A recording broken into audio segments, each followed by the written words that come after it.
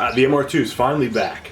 There it is in all its faded glory. So since most of you don't know, I've had that MR2 since I was about 16 years old. It's been kind of a love-and-hate relationship because most of the time I've owned it, it really hasn't even run. That's mostly due to my own doing with my lack of mechanical skills. It was away for a while getting this motor pulled out and this motor being put back in its place. This motor is a 2nd gen 3S GTE motor. It's got pistons, and I don't know what else the motor's got other than the cams that I did, which I swapped over from that other motor. It's also got an original, I think this was a prototype turbocharger that Prime had turbocharger systems manufacture for them for their first run of turbos that they made. I don't think they do that anymore. So that leads me to today's video. What am I doing? Well, I'm pulling the turbo out of that motor because for some reason it's not building any boost. My guess is it has to do with the wastegate actuator, which you can't see here until I pull the turbo off. Just not being able to be strong enough to pull that wastegate back in. So it builds boost somewhere around 4,500 RPM, which isn't really ideal, especially on a tiny turbo like that. I got one of these Mamaba or Kinugawa things. It's a billet wastegate actuator to help it stay closed and build boost properly. Right now there's a 12 psi spring installed in this wastegate actuator, which is fine because on this turbo and stock EFI I don't really want to go much over 12 psi in a larger turbo. Even though this motor's fully built, the reason that this one went was because I was on that turbo throwing about 17-18 pounds of boost on there with stock EFI. Okay, so on this motor I just remembered that there is an upgraded fuel line there. It's a side feed and there's 550s in there. But I'm also on Gen 3 EFI. Alright, well I just gotta jump into it now. So I'll be taking off all the intercooler piping first and then the heat shield for the turbo. Intercooler pipes and heat shields off. Now you can see the turbo a little better. And next up, I'm gonna take the intake off and then unplug the downpipe and start loosening up this exhaust manifold. Alright, now that the intake's off, you can kind of see that wastegate actuator a little better. And to my knowledge, there's no real way of getting to it to replace it without taking the turbo manifold off and the turbo off.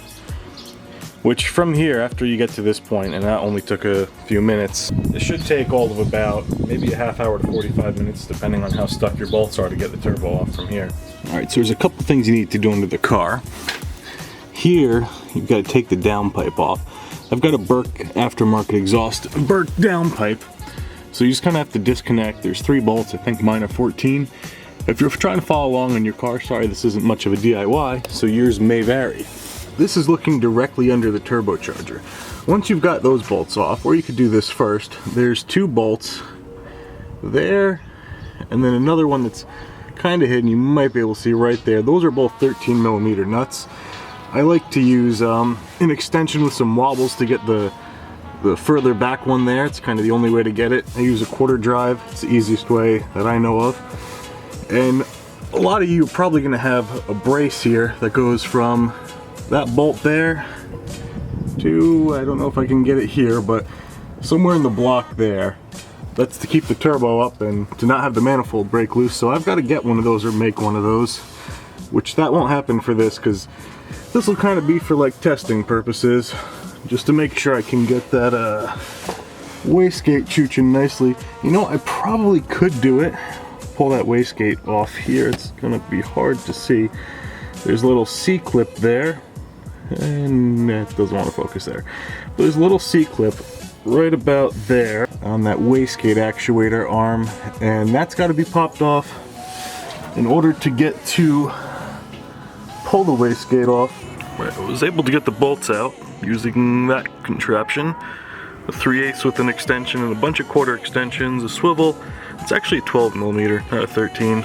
So those aren't really too bad to get to. They're pretty easy, especially with that little setup there. So next, taking these downpipe bolts off.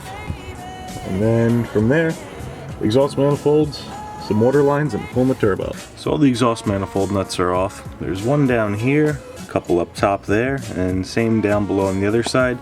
And then kind of underneath this little heat shield, there's 2 under there, which will need like an extension like that with a deep socket. Works perfectly.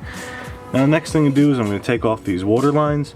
It's good to have a bolt already in preparation for that, so you don't spill everywhere. Now that those coolant lines are gone, and you see what I meant by having those bolts ready to put in there because a lot of coolant will come out, so put some rags under there as well. So next, I've just got to disconnect the O2 sensor just by that clip there. Zip tied into a couple other things, so I'll zip tie that out, or cut that out rather. And then just kind of got to work the manifold off and lift it up. A lot easier with two people. I don't have two people with me today. Yeah, that'll just take a little manipulation. Probably takes about maybe 3 or 4 minutes before that can be pulled out. Alright, turbo's finally out. It always gets caught on that drain and feed line. There we go, finally all out. That was a pain. Took about 15 minutes to get it out by myself. Had to take out that hook too, that engine hook, which sits right about here. Makes it worlds easier to get that turbo out by yourself. Just to confirm my suspicions, the reason I wasn't getting any boost till late is this wastegate's stuck open. Can't seem to close it. And the funny thing is, this is a known good wastegate actuator as well. This is a stock CT26. Opens and closes just fine, but you'll notice that all the way in that down position like that, it's like that, it's stuck. Completely stuck open. So I'm going to take the downpipe off to maybe see if I can figure out why it's doing that. And it did this before I got the motor swapped as well. And I put that new actuator on there, the different one, to hope that it would fix it, just thinking it was an actuator problem. But apparently it's not, so let's take a look at it. So I think the wastegate is stuck so far open, it's putting so much pressure on the downpipe that's causing that bolt to just kind of stay stuck. So I'm going to do what I know best and whack that area with a little sledge to see if I can get it to move a bit. I had to give it a decent whack, and now it's closed and the downpipe's a lot more loose. After doing some looking, I noticed that there's this white spot here on the wastegate and a white spot there in the downpipe. So clearly it's hitting that and getting stuck to it. Another thing I noticed too, when compared to a bone stock CT26, is that opens up about there, but this goes quite a bit further. You know, maybe that's to allow for more exhaust gases to get past or what have you, but that's way too far. So that's getting stuck there. So instead of grinding that down or grinding the downpipe down, I'm going to see if I can get that adjustable wastegate actuator to only come out to about there and stop before it goes full and gets stuck on the downpipe again. In case anyone's wondering what a stock CT26 compressor looks like, it's that versus the XTR Stage 2 billet from Turbocharger Systems or Prime. Or Prime doesn't sell these anymore, so I'm not going to call it Prime. So there we go. Stock, quite a lot larger, billet wheel, really nicely machined, and I believe the turbine's Inconel as well. Figured might as well, let's take a look at the shaft play on the stock turbo, which had about 130,000 miles on it. It's quite a lot. Oh boy. It spins nicely though. This one, after less than 1,000 miles, does have some shaft play. No in and out shaft play, just up and down, but does not spin very nice. So I don't know if that's going to be another issue or not. So there's the stock wastegate actuator. Obviously this is the new one. This one is adjustable, which is why I believe it should help with the issue I'm having. And that can also be at the springs can also be adjusted in there for different pressures.